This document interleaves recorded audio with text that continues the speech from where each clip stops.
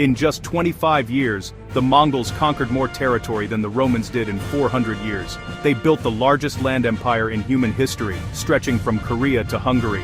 This is how a group of nomadic tribes did what seemed impossible. The year is 1206. The Mongolian steppes are brutal. Dozens of tribes fight over scarce resources. They're poor, divided, and constantly at war with each other. Then one man changes everything. His birth name was Temujin. History knows him as Genghis Khan, the universal ruler. After decades of tribal warfare, he unites every Mongol clan under one banner. But unity alone wouldn't conquer the world. The Mongols had a secret weapon, the composite bow. Made from wood, horn, and sinew, it could pierce armor at 200 yards, and Mongol warriors could fire it accurately while riding at full gallop. Every Mongol child became a weapon. At age 3, they learned to ride. By 10, they could shoot from horseback. By adulthood, they were the deadliest cavalry force ever assembled. But their real advantage wasn't weapons or training. It was organization. Genghis Khan created the decimal system. 10 soldiers made a squad. 10 squads made a company. 10 companies made a battalion of 1,000 warriors. This allowed perfect coordination across armies of 100,000 men. And they built the Yam, a relay station network where fresh horses waited every 25 miles. Messages could travel 200 miles in a single day.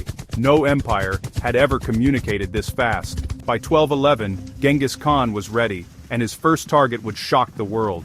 The Jin Dynasty ruled northern China. They had 50 million people, fortified cities, professional armies. They thought the Mongols were just barbarian raiders. They were wrong. The Mongols adapted. They captured Chinese engineers and learned siege warfare. They built trebuchets, battering rams, and siege towers. Cities that should have held for years fell in weeks. By 1234, the Jin Dynasty was gone, but Genghis Khan had already moved on to an even bigger prize. The Khwarazmian Empire controlled Central Asia and Persia.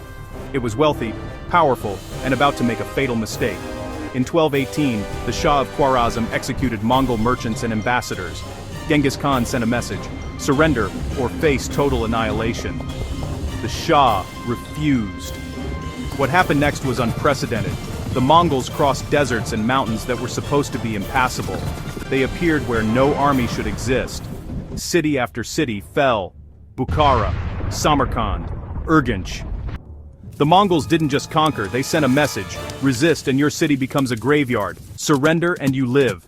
They let survivors escape on purpose. Those refugees spread terror to the next city. By the time the Mongols arrived, many cities surrendered without a fight.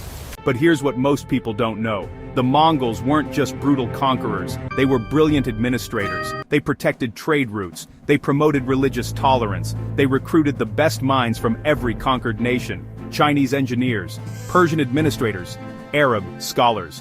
When Genghis Khan died in 1227, his son Ogedei continued the expansion. And in 1241, the Mongols set their sights on Europe.